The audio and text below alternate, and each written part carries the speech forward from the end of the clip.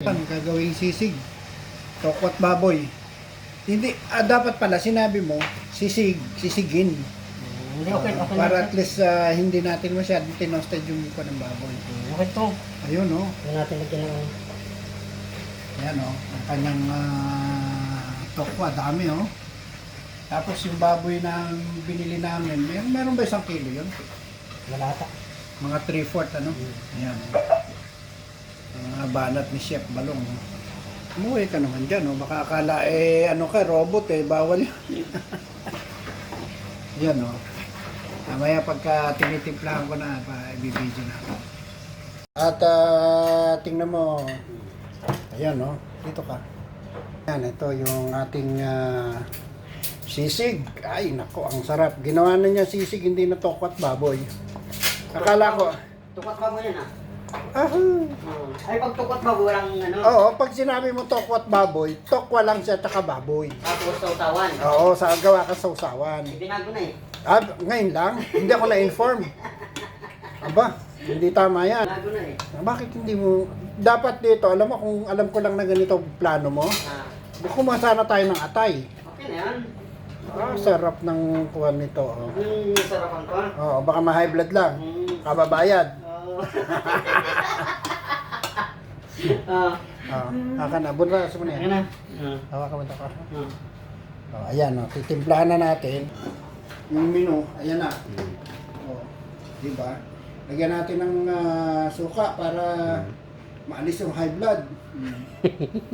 Ano lang yan Ito pala plano mo, akala ko basta pure lang. Pero kung Hindi, tukwat baboy rin yan. sinabi mo suka, tapos maganda niya kung may lemon. Oo. May lemon tayo. Ay, huwag na lalagyan pa ng limon. Aba, yun ang pampabango dyan sa atin, kalamansi. Wait lang.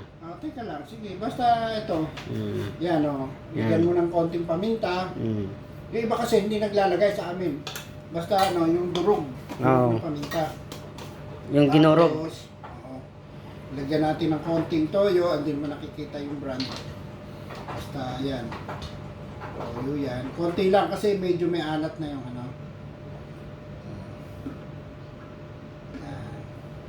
May alat na yung pan natin Tapos, titikman natin kung pwede na. Nilagyan mo na ba ito ng pampatalino? Wala pa.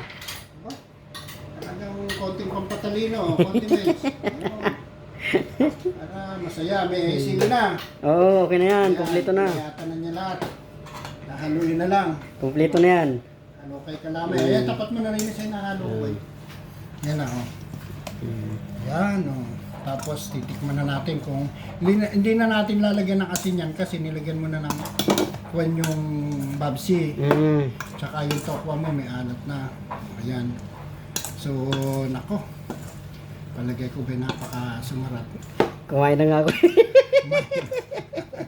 Nangyayarap sa'yo, madaya inunahan mo kami. Tikman natin kung anong lasa. Ayan titikman. Ay, ano mo naman.